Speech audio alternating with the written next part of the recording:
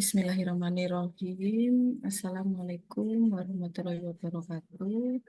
Waalaikumsalam Warahmatullahi wabarakatuh.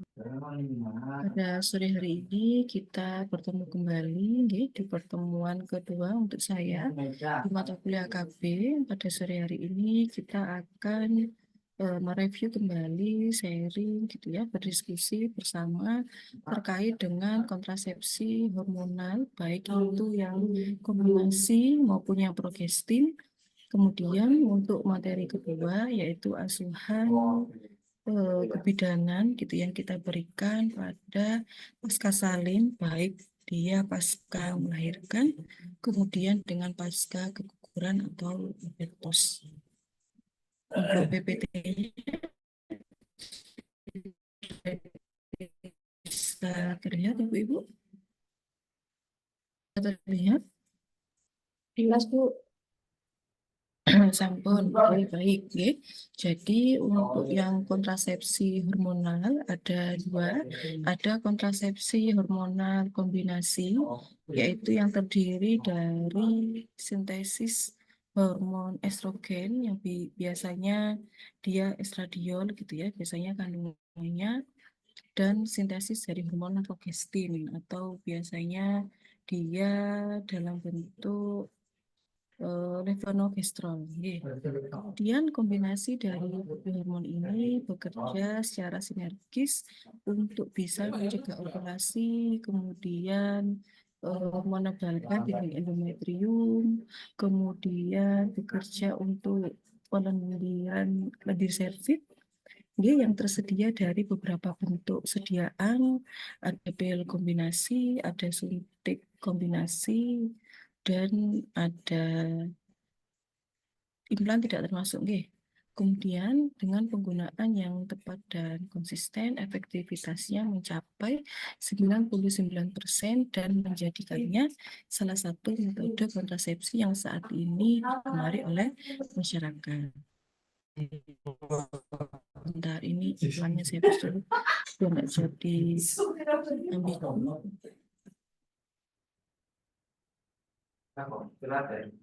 biar nggak jadi ambil.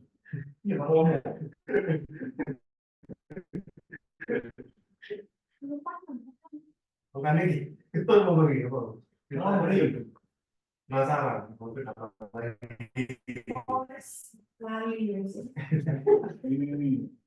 tadi? Jadi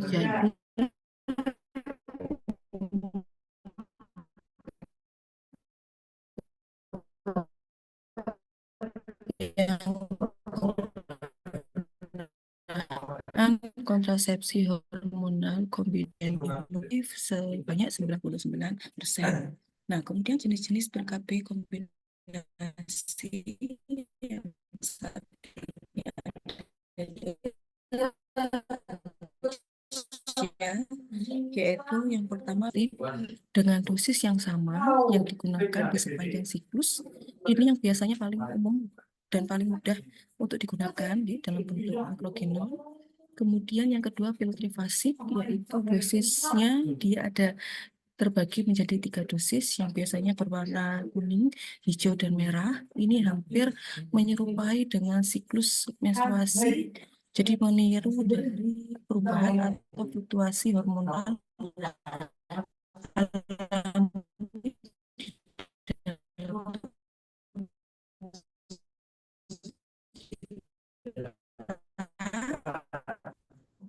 biasanya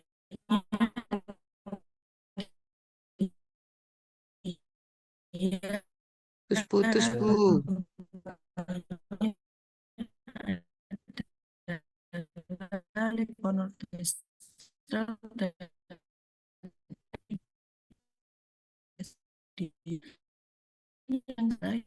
masih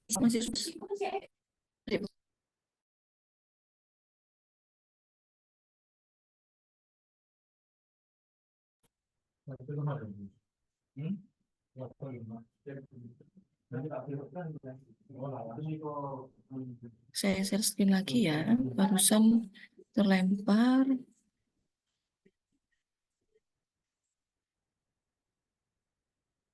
Taki-taki. Kaki-kaki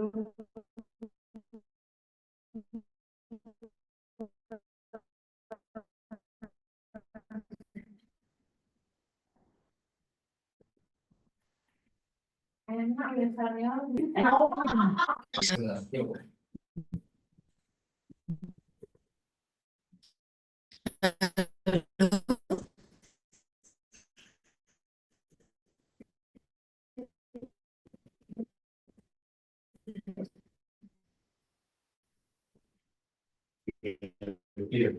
Sudah? Bisa terdengar? Ya.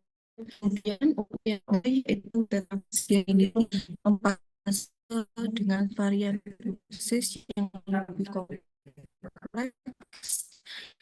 Artinya dirancang berdasarkan efek dari hormonal estrogen yang mengikuti siklus menstruasi seperti yang kita alami.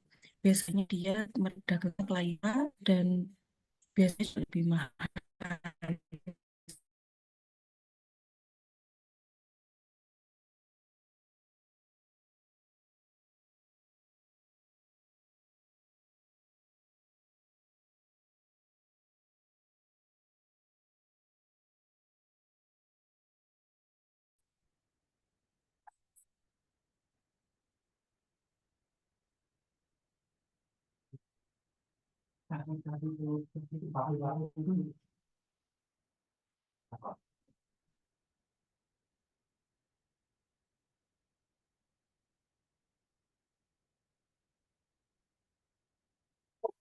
Barusan juga saya terlempar lagi nggak Ibu, sama dengan kemarin itu ada gangguan sinyal sebentar lagi. Kalau misal saya terlempar lagi, nanti saya join pakai HP, kemudian PPT-nya nanti saya berikan ke KMK, gitu nggih? Oke, baik. Ini saya lanjutkan dulu. Jadi untuk jenis pil kombinasi di Indonesia ada pil monofasik yang biasanya ini kita gunakan. Kemudian pil trifasik dia yang terdiri dari 3 dosis yang berbeda. Kemudian pil tetrafasik yang dia memiliki atau dirancang memberikan efek dari hormon estrogen dan progesteron yang paling mendekati dengan siklus alami di tubuh kita. Biasanya meredakannya kelahiran dan lebih mahal sekitar 250-an ke atas per tiap 28 tabletnya. Kemudian untuk mekanisme kerja dari kontrasepsi hormonal ini sama, baik hormonal kombinasi dan hormonal yang progestin, yaitu yang pertama untuk penghambatan ovulasi, okay, jadi menekan pelepasan hormon LH dan FSH, di mana hormon LH dan FSH ini di hipofisis atau diproduksi di kelenjar hipofisis yang ada di otak kita, sehingga dia menyebabkan folikel atau cangkang ya. Jadi folikel itu cangkang yang setiap bulan itu telur kita dia akan keluar dari cangkangnya atau keluar dari folikelnya itu. Nah, ini dari adanya hormon atau adanya penggunaan kontrasepsi hormonal kombinasi ini menekan sehingga ovulasi tidak terjadi keluar dari folikelnya. Nah, kemudian yang kedua adalah penebalan lendir serviks. Jadi meningkatkan viskositas lendir serviks sehingga menciptakan badan yang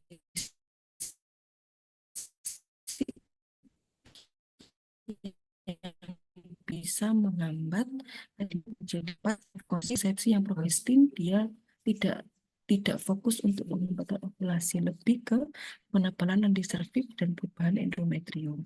Untuk yang hormonal kombinasi, jadi penghambatan ovulasi, kemudian penebalan lendir serviks dan perubahan endometrium. Kemudian kenapa gitu ya untuk yang pil kombinasi atau yang kontrasepsi kombinasi banyak disukai oleh masyarakat karena dapat mengontrol penggunaan, kemudian penggantiannya dapat dilakukan kapanpun tanpa perlu datang ke fasilitas layanan kesehatan, kemudian tidak ada prosedur tindakan yang dilakukan, tidak mengganggu hubungan seksual, mudah didapat, gitu ya, mudah digunakan, dan tidak mengganggu kesuburan setelah berhenti digunakan. Jadi kalau secara teori bisa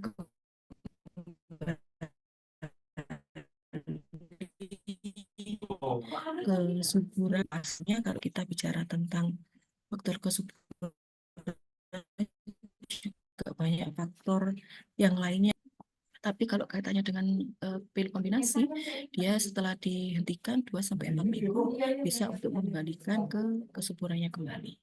Kemudian efek sampingnya ini rata-rata juga terjadi di kontrasepsi yang progestin, jadi perubahan pola menstruasi, menstrual haidnya tambah banyak atau haidnya tambah sedikit gitu ya, atau amenorrhea, kemudian sakit kepala, mual, pusing, nyeri, perubahan berat badan, perubahan suasana hati, dan jerawat. Jadi rata-rata memang efek samping ini timbul di penggunaan KB, baik dia yang hormonal kombinasi ataupun yang progestin. Nah, penggunaan kontrasepsi pil kombinasi dalam waktu jangka panjang, yaitu 5 tahun berturut-turut tidak diganti, bisa memiliki peningkatan resiko terhadap kanker payudara dan kanker serviks sebanyak 20-30%. Nah, kalau di kanker payudara, karena hormon estrogen dan progestin ini bisa merangsang pertumbuhan sel-sel epitel di dalam payudara kita, sehingga dia pembelahan selnya lebih aktif atau lebih banyak. Begitupun juga di kondisi serviks kita. Namun untuk resiko tersebut ya, jadi di kanker payudara dan kanker serviks bisa meningkatkan resikonya 20-30%. Namun untuk di resiko di kanker ovarium dan di kanker endometrium justru dia menurun. Oke, karena dia kan tadi berfungsi untuk mencegah terjadinya ovulasi, kemudian endometriumnya juga seperti itu, sehingga dia justru menurun. Namun ini juga sama tadi kaitannya dengan efek samping yang sebelumnya.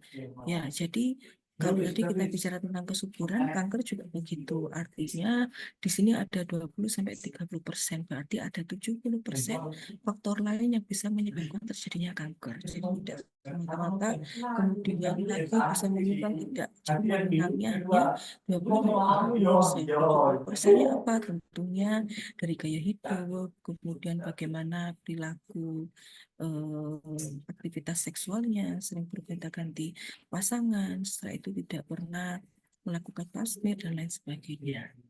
Setelah itu untuk indikasi, jadi hampir semua wanita dapat menggunakan kontrasepsi ini, termasuk wanita yang telah atau yang belum memiliki anak, kemudian yang menikah ataupun tidak menikah, di semua usia, setelah melahirkan dan selama menyusui, atau untuk yang pasca salin gitu ya. Untuk pasien-pasien yang pasca salin diperbolehkan untuk menggunakan KB kontrasepsi, KB yang hormonal, asalkan yang tidak menyusui gitu ya, karena ada kandungan estrogennya. Nah, kemudian untuk yang menderita anemia atau yang riwayat anemia. Untuk kontraindikasi utamanya yaitu adalah ibu-ibu dengan penyakit yang dia terdapat efek samping dari hormon estrogennya, termasuk dari emboli paru, kemudian trombosis arteri, kemudian dengan riwayat keluarga trombofilia, terus setelah itu dari penyakit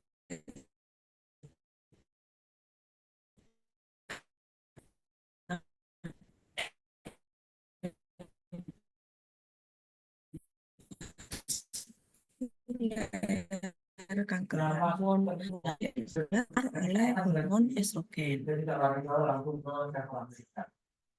Manfaat kontrasepsi hormonal kombinasi, jadi efektivitasnya dia tinggi gitu ya, tingkat kegagalannya hanya 0,3% dengan syarat kedisiplinan, kemudian keteraturan dalam meminumnya. Setelah itu proteksi kanker ovarium tadi bisa 20-30% gitu ya. Setelah itu mengatur menstruasi menjadi lebih teratur, dapat diprediksi karena hormonnya ada estrogen dan progesteron. Setelah itu mencegah anemia dan bisa meningkatkan kualitas hidup.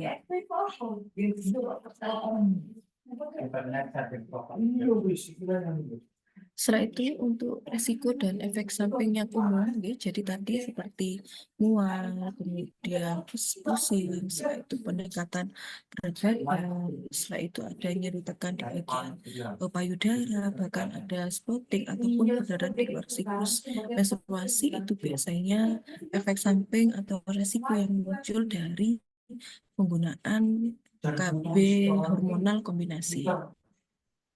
Nah, ini ada studi kasus untuk efek samping peningkatan berat badan. Memang untuk efek samping peningkatan berat badan karena dari hormon estrogen yang bisa menyebabkan retensi natrium dan air sehingga peningkatan cairan. Setelah itu untuk peningkatan nafsu makannya dari efek progestin. Jadi untuk yang KB hormonal, baik itu yang kombinasi ataupun yang progestin, dia sama-sama bisa meningkatkan atau efek sampingnya ada efek samping peningkatan berat badan. Jadi hampir sama nih Bu yang hormonal. Setelah itu untuk kelebihannya, kemudahan ya. Jadi kemudahan penggunaan, kemudian tidak perlu ada prosedur tindakan, bisa dibeli tidak hanya di TPMB, di toko obat ataupun di apotek bisa. Kemudian bisa memberikan perlindungan terhadap kondisi ginekologi tadi, mengurangi resiko dari kanker endometrium sampai ke ovarium. Setelah itu bisa memberikan atau bisa mengatur siklus menstruasi kita dan tersedia dari beberapa pilihan sediaan mulai dari pil ataupun suntik gitu ya. Nah, namun ada kelebihan juga pasti ada kekurangan, yaitu yang pertama tidak melindungi dari IMS. Jadi untuk yang tidak melindungi dari IMS itu adalah semua KB, baik dia yang kombinasi maupun yang progresif saja sama-sama tidak melindungi dari IMS. Kemudian kepatuhan penggunaan. Jadi karena dia bentuknya adalah pil, jadi kita sebagai bidan harus sering-sering mengingatkan untuk pasien misalnya menggunakan metode alarm atau seperti apa gitu ya, diupayakan diminum di waktu yang sama untuk meningkatkan kedisiplinan ya. Jadi harapannya 28 pil nanti bisa terminum disiplin dengan di waktu yang sama gitu ya. Setelah itu ada efek samping hormonal. Ini untuk efek samping hormonal baik dia yang kombinasi ataupun yang progestin dia akan ada juga gitu. Kemudian tidak cocok untuk semua wanita, terutama yang memiliki kontraindikasi medis seperti riwayat trombosis atau penyakit kardiovaskuler atau beberapa penyakit yang memang dia tidak bisa terpapar oleh hormon estrogen. Beberapa tips penggunaan yang benar untuk bisa meningkatkan efektivitas secara maksimal. Yang pertama, konsumsi rutin di waktu yang sama gitu ya. Kenapa di waktu yang sama? Jadi harapannya agar efektivitas atau agar hormon di tubuh kita juga lebih stabil, kemudian meningkatkan kedisiplinan kita sehingga dia konsisten menjadi sebuah rutinitas harian dan tidak lupa. Nah, jadi kalau misalnya dan diusahakan juga diminum malam hari karena ada efek samping dari hormon estrogen yang bisa menyebabkan mual. Jadi kalau kita minum setelah kita makan, kemudian diminum malam hari, kemudian kita harapannya tidak ada efek samping mual yang ditimbulkan. Kemudian bisa digunakan sesuai dengan aturan prosedur kalau dia ada di siklus haid ya, bisa diberikan di siklus haid 1 sampai 5 hari atau setelah haid juga bisa, namun menggunakan metode barrier kondom selama 7 hari pertama. Kemudian menggunakan backup metode saat diperlukan. Jika lupa minum pil kurang dari 12 jam atau lebih dari 12 jam. Jadi kalau yang kurang dari 12 jam atau terlupa 1 pil, bisa segera minum pil yang terlupa begitu ingat gitu ya. Walaupun nanti berarti artinya 1 hari minum 2 pil. Yang 1 pil tadi yang dia terlupa, yang satunya adalah minum pil yang waktunya hari itu. Nah, namun jika dia lupa di 12 jam atau lupa 2 pil berturut-turut gitu ya, atau habis minum dia muntah gitu, berarti nanti dia bisa minum 2 pil per hari berturut-turut selama 2 hari, kemudian dilanjutkan dengan minum pil biasa, tetapi menggunakan barrier metode lain seperti kondom untuk backup gitu ya selama 7 hari. Setelah itu perlunya evaluasi rutin dan monitoring. Jadi untuk kesimpulan dari kontrasepsi hormonal kombinasi, dia memiliki efektivitas yang tinggi dengan beberapa syarat yang harus dipenuhi tadi, terutamanya disiplin dan konsisten. Nah, ini untuk pasien-pasien yang suka lupa gitu ya, atau pasien-pasien yang suka menyepelekan, tidak cocok menggunakan yang pil kombinasi gitu ya. Jadi memang harus kita sesuaikan dengan kebutuhan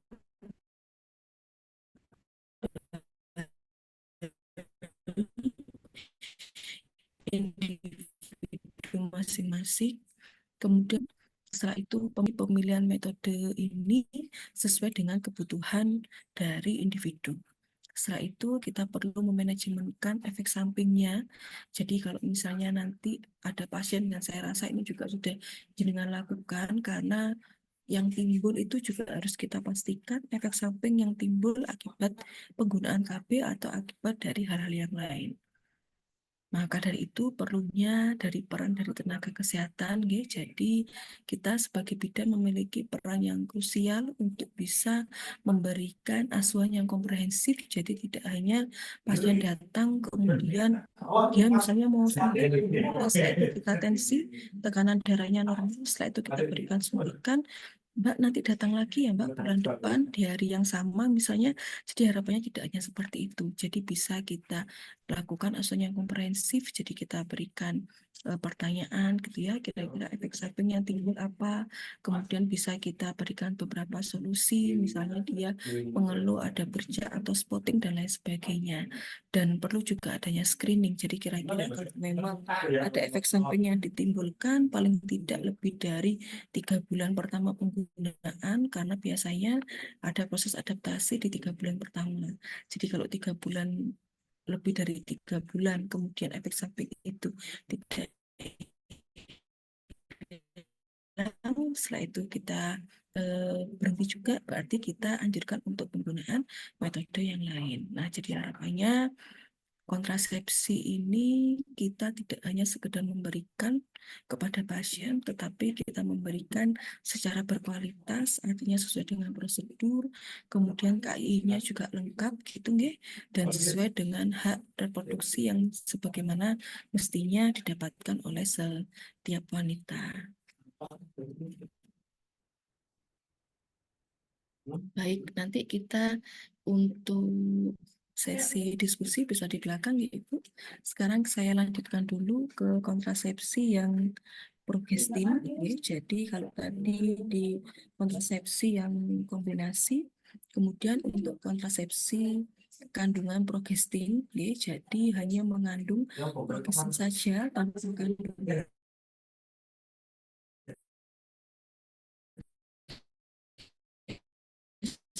estrogen, biasanya merupakan pilihan utama yang baik untuk ibu menyusui dan wanita-wanita yang tidak boleh mengkonsumsi estrogen karena beberapa kondisi medis tertentu.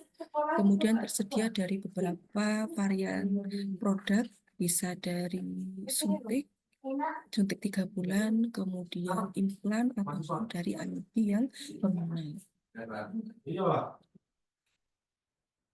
Mekanisme kerja kontrasepsi progestin hampir sama dengan yang estrogen, cuman dia untuk yang penghambatan ovulasi dia tidak memiliki kemampuan yang lebih di sana. Jadi kalau estrogen tadi dia menghambat ovulasi, kemudian penimbunan endoservix dan penipisan endometrium, namun yang mekanisme kerja yang progestin dia penebalan endoservix, penipisan endometrium. Untuk yang penghambatan ovulasi tidak memiliki kemampuan lebih kuat jika dibandingkan dengan yang mengandung estrogen atau yang hormonal kombinasi.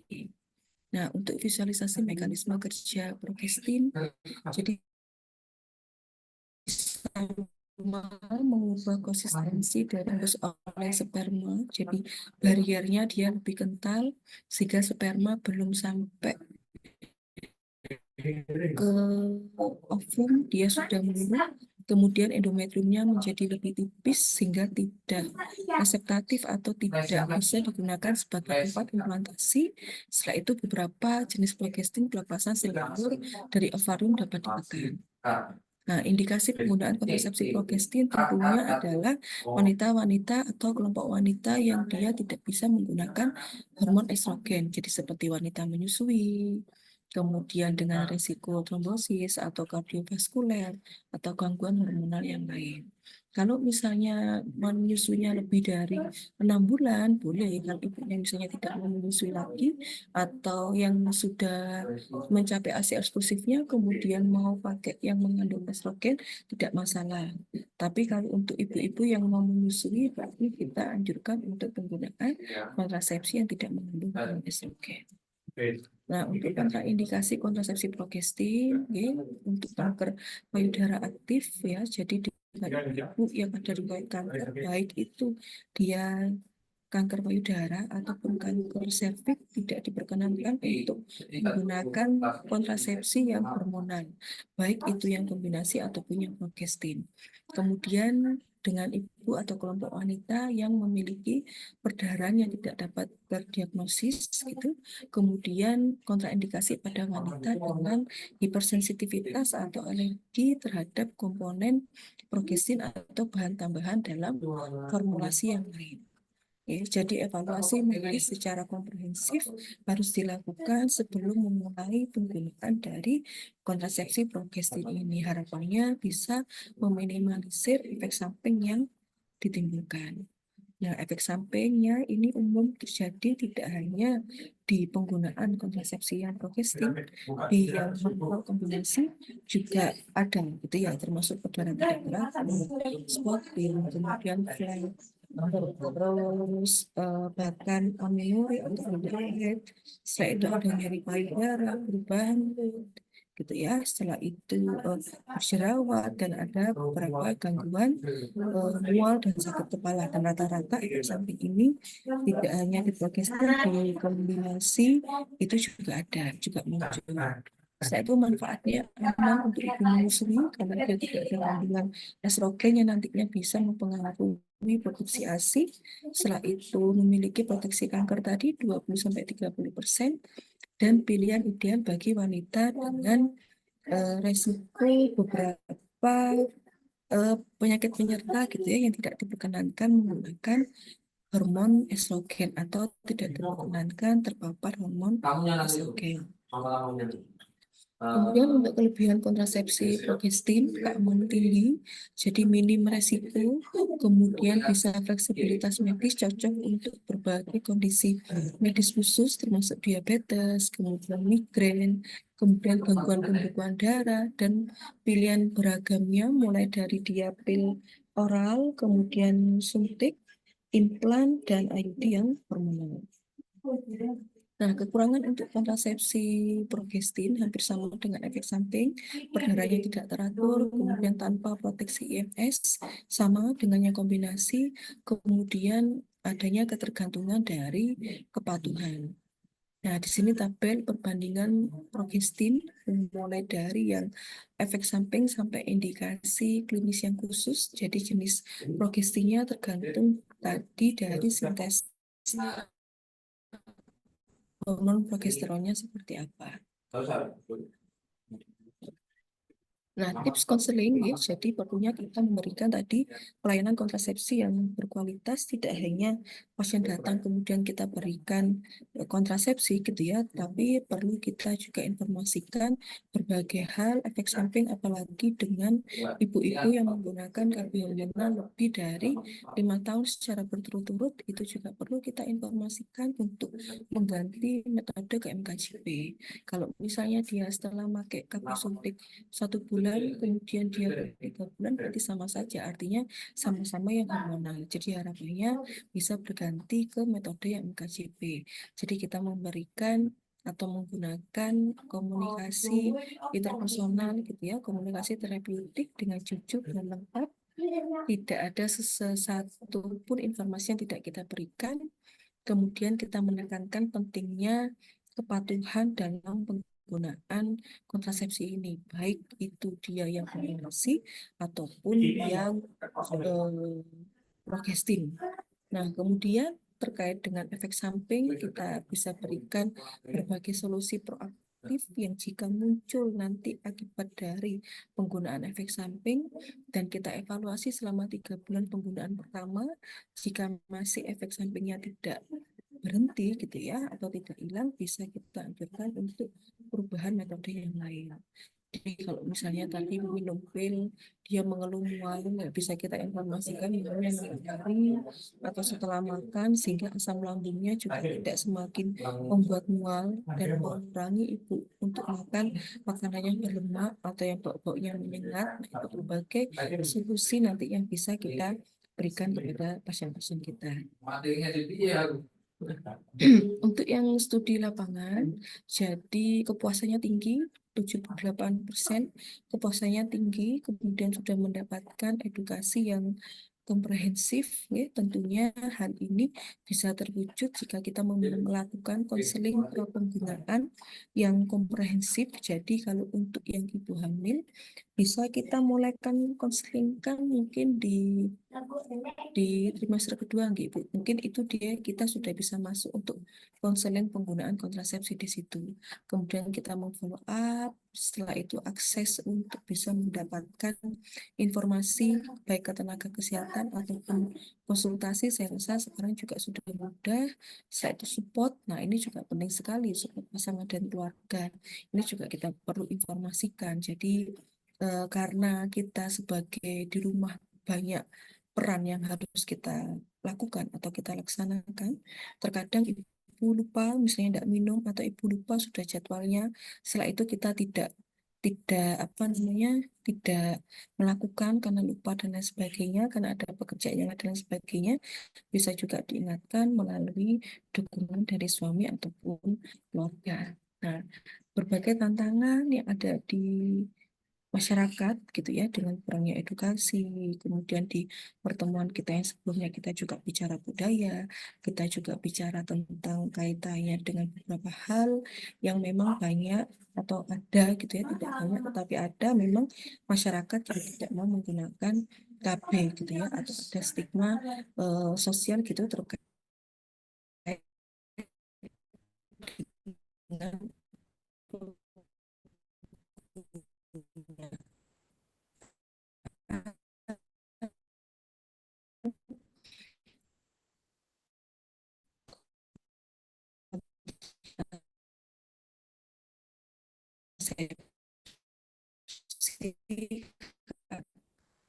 yang hormonal sama keberhasilan penggunaan kontrasepsi ini gitu.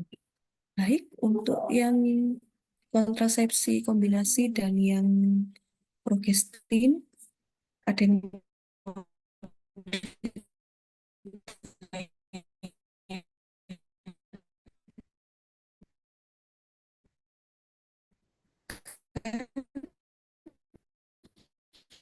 silakan, ada yang perlu kita diskusikan sebelum nanti kita pun ada yang mau ditanyakan ibu-ibu atau ada yang perlu kita diskusikan? Tanggal 24 terus diundang Monggo. untuk melakukan sosialisasi melok supaya civic melok semua prodi diberangkatkan. Tidak ada ibu-ibu, jenengan bisa mendengar suara saya? Halo? Saya rasa cukup, Bu. Katanya putus-putus, Bu. Putus-putus ya. Dan ini saya juga sudah keras. Ini masih putus-putus sekarang. Sekarang tidak, Bu. Sekarang tidak, Bu. Suaranya Oke. kecil, Bu. Sekarang tidak, Suaranya tapi suaranya kurang, Ibu. Lebih keras yang itu sebelah. Oh, rame gitu maksudnya. Ya, Bu, rame. Oh iya, karena memang saya di ruangan. Kalau yang minggu kemarin saya di lab itu, insya Allah nanti untuk pertemuan saya selanjutnya saya di lab aja, biar lebih sepi ya. Oke, baik. Bu. Nanti untuk nanti untuk PPT-nya bisa jenengan baca-baca lagi, nggih, Bu. Ini berarti tidak ada yang perlu didiskusikan. Belum Belum, ada, Bu. Bu. Belum. Oke, baik. Kita banyak diskusi di pertemuan kita yang pertama kemarin ya. Oke, selanjutnya yaitu pemberian atau konsep dasar KB untuk pasien-pasien yang pasca persalinan. Oke, jadi ini saya rangkum gitu, Ibu. Jadi untuk pemberian KB yang pasca persalinan, baik itu yang dia habis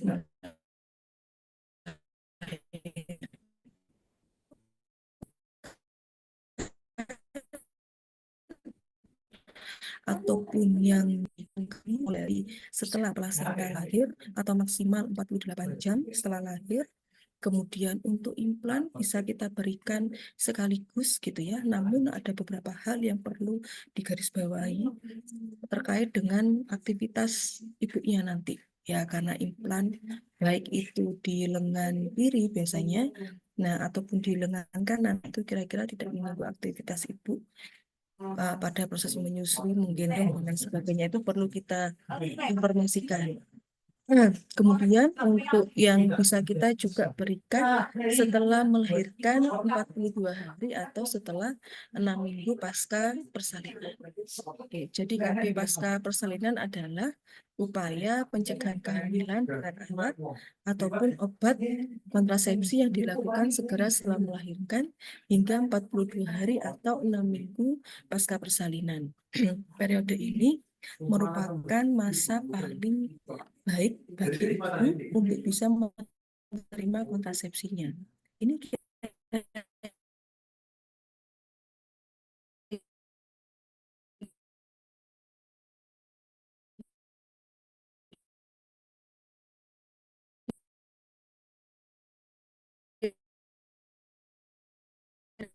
Suaranya hilang, Bu. suara saya terdengar enggak ya jenengan? Balapan, sebentar. Saya tak berpindah tempat aja.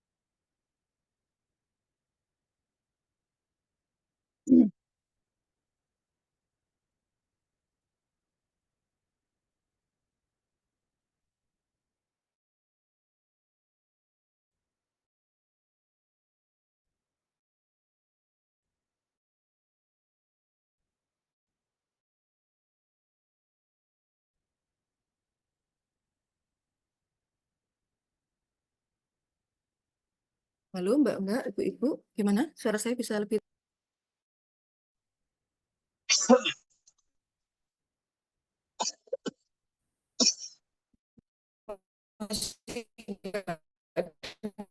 Masih putus-putus, Bu.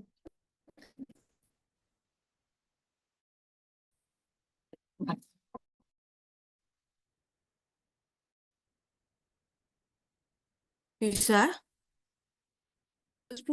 Tempat yang segitu ya. Untuk yang tadi sebelumnya dengan Bu Riris masih putus-putus juga atau gimana? Sama? Pripun, Bu? Hilang. Putus-putus, Bu.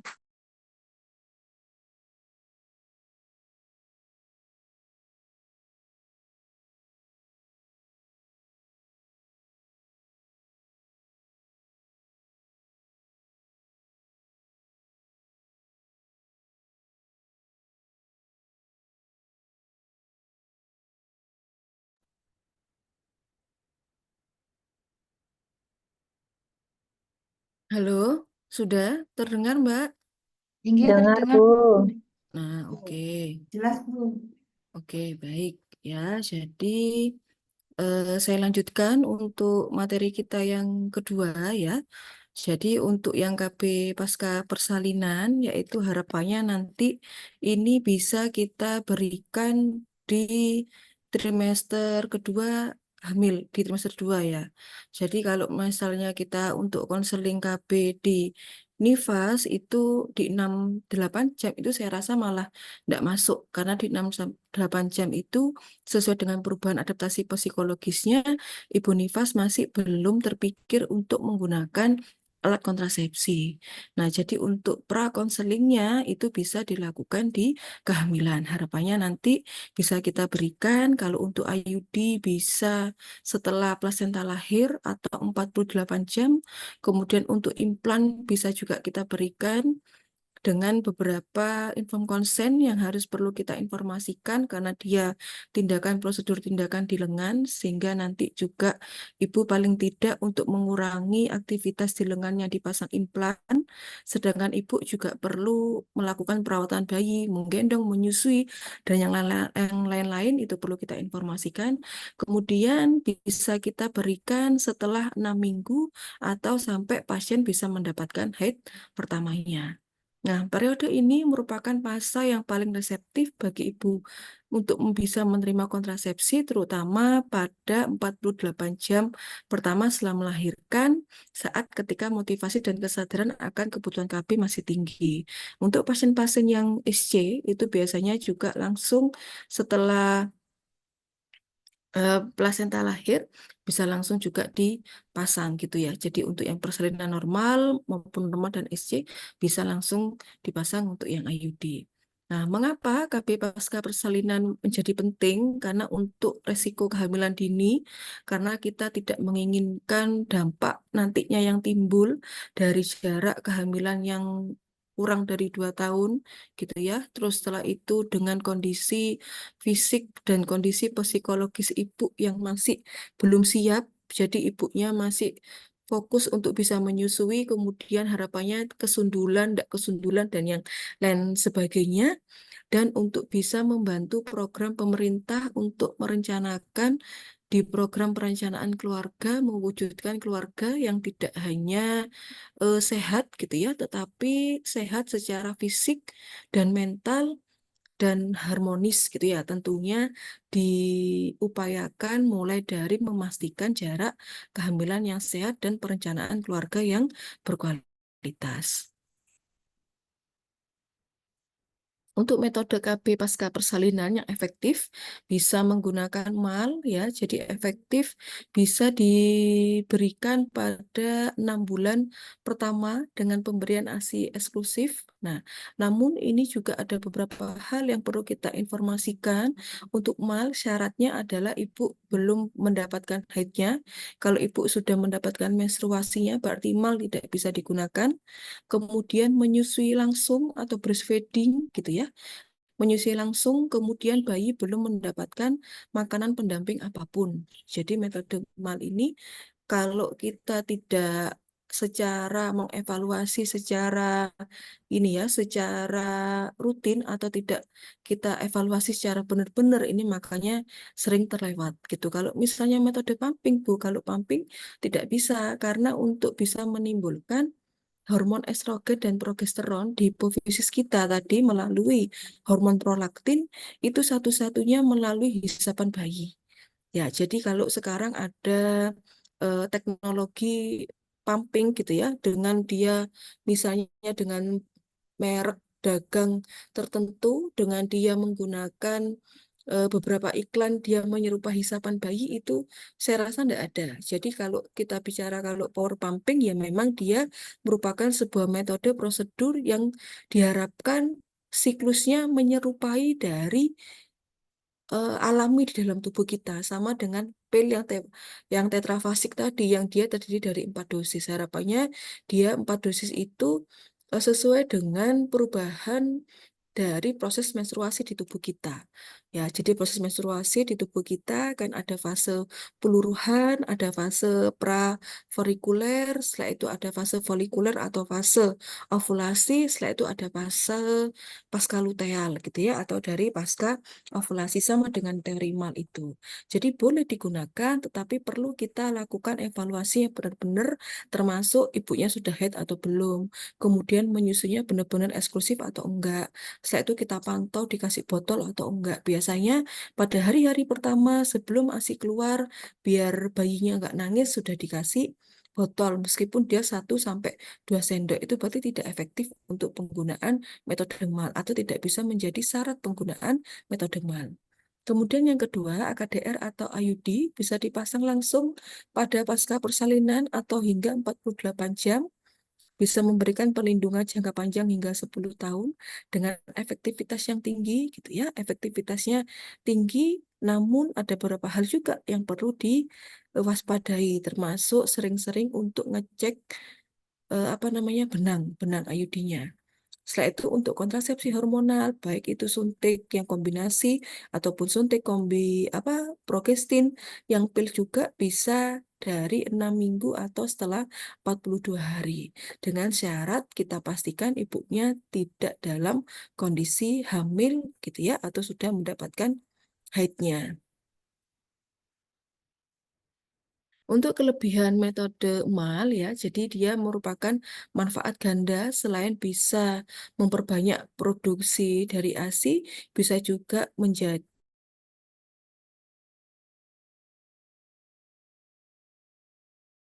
bisa digunakan selama 6 bulan, lebih dari 6 bulan tidak bisa digunakan karena bayi harus mendapatkan makanan pendamping. Setelah itu bisa memberikan waktu yang cukup bagi ibu untuk bisa mempertimbangkan atau memilih metode kontrasepsi nantinya apa yang digunakan. Makanya harapannya di kehamilan trimester kedua kita sudah bisa mulai menginisiasi kira-kira nanti konseling kalau sudah melahirkan ibu mau pakai KB apa. Karena kalau kita konseling di nifas itu khawatirnya ibu belum terpikir di sana, tiba-tiba sudah melakukan hubungan suami istri sehingga kesundulan dan lain sebagainya. Nah, untuk pemasangan AKDR tadi nggih 10 menit hingga 48 jam, kemudian kita bisa berikan persiapan pemasangan ataupun konseling mulai dari di antenatal.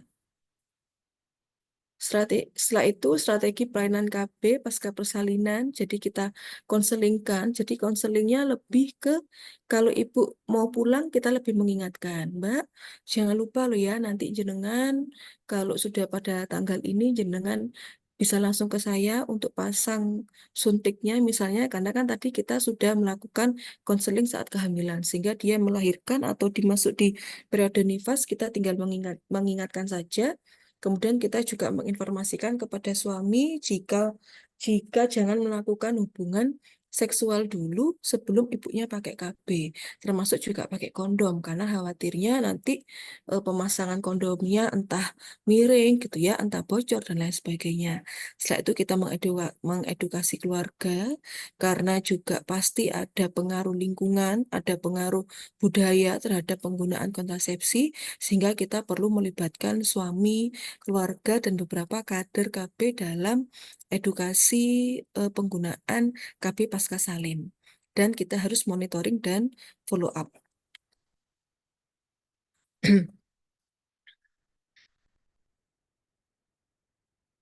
Oke, jadi KB pasca persalinan merupakan juga kunci utama untuk bisa mewujudkan kesehatan ibu dan bayi dan mewujudkan generasi keluarga yang berkualitas dengan perencanaan yang matang. Gitu nggih. Jadi bisa kita mulai dari kehamilan untuk prakonselingnya sehingga nanti ibu di nifas kalau dia mau pakai IUD berarti bisa kita langsung gunakan, tetapi kalau menggunakan kontrasepsi yang lain bisa di 6 minggu dengan kita mengedukasikan kepada keluarga ataupun suami gitu ya nantinya untuk tidak berhubungan dulu sebelum ibunya pakai KB atau setelah ibu mendapatkan haidnya.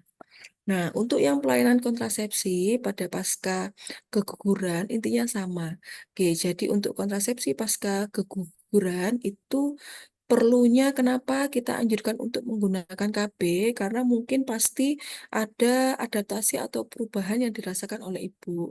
Nah, apalagi khususnya di pernikahan-pernikahan atau di pasangan yang memang mengharapkan, benar-benar mengharapkan anak, pasti ada dampak psikologis, sehingga sambil menunggu tubuhnya menjadi lebih baik dari segi fisik dan segi mental, itu bisa kita anjurkan untuk menggunakan KB dulu untuk meminimalisir resiko kehamilan yang tidak direncanakan atau resiko kehamilan yang tiba-tiba terjadi.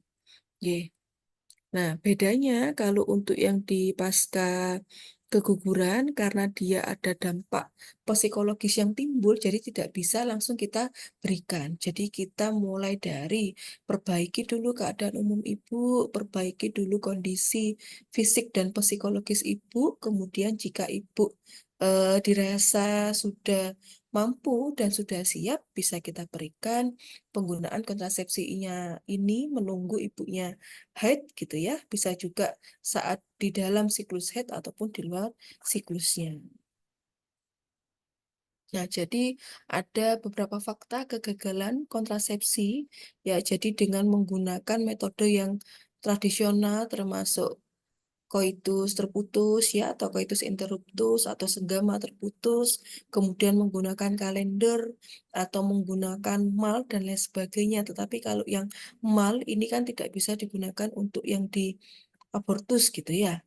Setelah itu banyak kegagalan-kegagalan yang lain sehingga harapannya dengan ibu sambil menunggu menyiapkan kondisi fisik dan psikologisnya dia sudah siap, kita bisa mulai dari konseling penggunaan kontrasepsi pada pasca keguguran. Nah, bisa dalam bentuk sediaan sama dengannya pasca salin, IUD, implan, atau pil KB yang kombinasi ataupun yang progestin. Nah, keunggulannya dengan waktu yang tepat karena nanti fertilitas atau artinya kesuburan itu bisa cepat kembali gitu ya di 8 sampai 11 hari setelah abortus atau di siklus haidnya, sehingga memang kalau dirasa ibu yang masih belum siap dulu atau trauma misalnya dengan tindakan kuret dan lain sebagainya, nah itu merupakan waktu yang pas untuk bisa kita anjurkan penggunaan KB dulu. Setelah itu, efisiensi pelayanan dan pencegahan resiko tinggi terhadap kehamilan yang tidak diinginkan. Tantangan pelayanannya, jadi kurangnya informasi, sama dengan yang hormonal itu ya, jadi kurangnya informasi dan edukasi, kemudian ada beberapa stigma sosial dan budaya, atau ada beberapa hal tertentu yang memang menjadi keterbatasan masyarakat kita yang tidak menggunakan KB gitu ya, atau yang pasca keguguran atau abortus gitu ya, tidak boleh keluar rumah belum 42 hari sehingga dia kesulitan untuk mendapatkan akses baik informasi ataupun akses layanan pemberian dari kontrasepsi. Nah, beberapa peran konseling yang bisa kita lakukan untuk mendukung pilihan kontrasepsi, jadi dengan pendekatan holistik, pendekatan yang bisa kita mendengarkan karena nanti pasti ada dampak gitu ya yang ditimbulkan dari kondisi abortus ini. Jadi kita benar-benar harus menunggu, jadi kita harus tahu momen, kita harus tahu situasi kondisinya karena kalau tadi itu kembali lagi kalau untuk yang memang diharapkan kemudian sudah langsung kita berikan konseling KB rasa-rasanya tidak etis gitu ya. Jadi perlu kita empati, kemudian kita memberikan akses informasi yang lengkap, termasuk dari bagaimana efektivitasnya, setelah itu efek sampingnya, cara penggunaannya, terus jangkanya berapa lama. Setelah itu kita memberikan dukungannya berkelanjutan. Nah, saya rasa dengan kita memberikan asuhan yang komprehensif, asuhan yang holistik, insya Allah untuk KB penggunaan pasca keguguran bisa kita lakukan dengan baik. Nah, untuk rekomendasi untuk meningkatkan pelayanan kontrasepsi pasca keguguran, jadi implementasi layanan kontrasepsi yang terintegrasi dalam setiap prosedur. Ya, setelah itu bisa kita juga dengan pelatihan tenaga kesehatan untuk mencakup teknik konseling atau pemasangan IUD dan implan, dan beberapa kampanye atau edukasi peningkatan untuk bisa mengurangi stigma dan meningkatkan kesadaran masyarakat betapa pentingnya kontrasepsi pasca abortus ataupun yang pasca salin. Oke, jadi kesimpulannya kontrasepsi pasca keguguran merupakan cara yang bisa kita tempuh untuk bisa mewujudkan tadi generasi emas yang berkualitas melalui perencanaan yang baik. Begitu Ibu. Untuk yang keterkaitan asuhan pasca keguguran dengan keluarga berencana ini tadi dulu ya. Jadi perlunya kita memulihkan atau tahapan untuk pemulihan fisik terlebih dahulu. Kemudian ibunya bisa kita istirahatkan paling tidak 1 sampai 2 minggu setelah prosedur kuret untuk bisa membersihkan sisa-sisa jaringan dan untuk pemulihan tubuh secara optimal baik dari fisik dan psikologisnya. Kemudian kita menginformasikan untuk menghindari berhubungan intim dan melakukan aktivitas berat sampai perdarahan benar-benar berhenti untuk bisa mencegah komplikasi yang timbul ataupun infeksi. Setelah itu mengkonsumsi makanan yang bergizi, tinggi zat besi, vitamin, protein gitu ya. Buah-buahan apapun itu yang kita lakukan untuk bisa mengembalikan pemulihan dan mengembalikan kondisi tubuh ibu dan kontrol rutin. Nah, karena ada dampak psikologis ya, bisa memicu kecemasan dan depresi ringan pada ibu. Nah, kondisi ini juga memerlukan perhatian khusus dan dukungan keluarga serta konseling yang untuk harapannya bisa meminimalisir dampak yang ditimbulkan.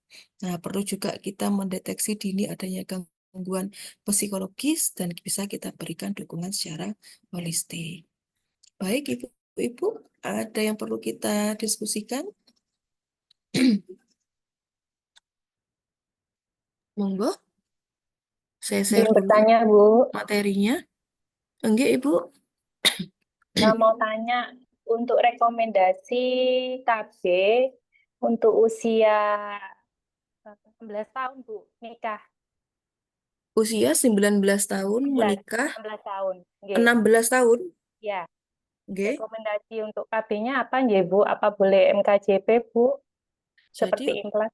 oke. Jadi untuk yang 16 tahun, kita kan perlu menanyakan terlebih dahulu, nggih, Bu. Tujuannya dia menggunakan KB apa? Mau kalau mengatur jarak kelahiran atau kalau yang ini kayaknya enggak mau hamil dulu ya, Bu ya. Nah, itu perlu kita informasikan. Dia mau menunda kehamilan. Kira-kira sampai kapan menundanya? Menunda kehamilannya sampai kapan? Dalam kurun waktu 3 atau 5 tahun ke depan atau seperti apa? Pertama itu dulu. Jadi kita harus perlu menanyakan tujuannya dia pakai KB apa, maunya seperti apa. Itu yang pertama.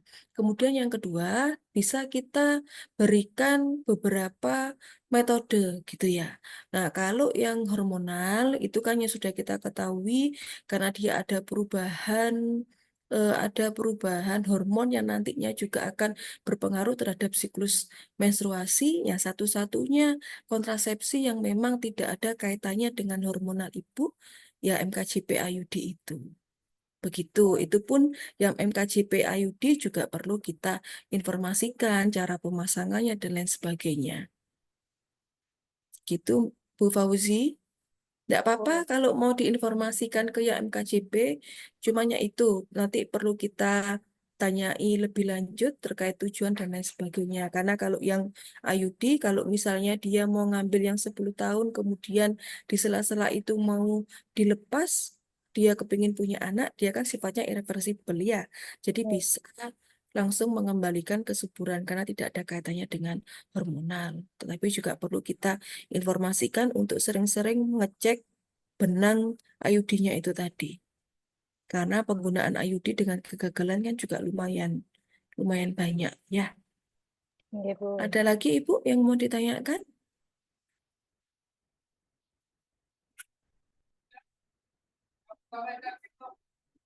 Bu izin bertanya, Oke, monggo. untuk KB yang metode amin relatasi tadi kan Heeh. untuk bayi yang meminum ASI langsung dari ibu. Oh ya, Berarti kalau untuk ibu bekerja nggak cocok ya Bu ya, untuk nggak ibu bekerja yang cocok. memompa. Oh iya. Iya, Jadi Oh, untuk yang mal itu syaratnya pada bayi masih usianya 6 bulan, kemudian yang memang menyusui langsung. Jadi kalau kita bekerja, kita pasti akan pumping kan di tempat kerja. Artinya dia di rumah itu juga pasti akan kita berikan ASI baik melalui dot atau melalui sendok gitu ya. Nah, itu juga bisa mempengaruhi produksi ASI ibu. Jadi kalau untuk ibu yang bekerja tidak bisa kita berikan penggunaan mal. Gitu nggih Mbak Mita. dia Bu. Ada lagi?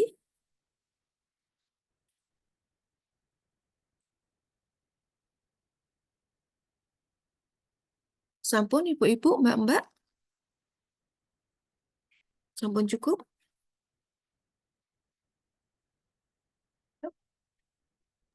Ya Bu.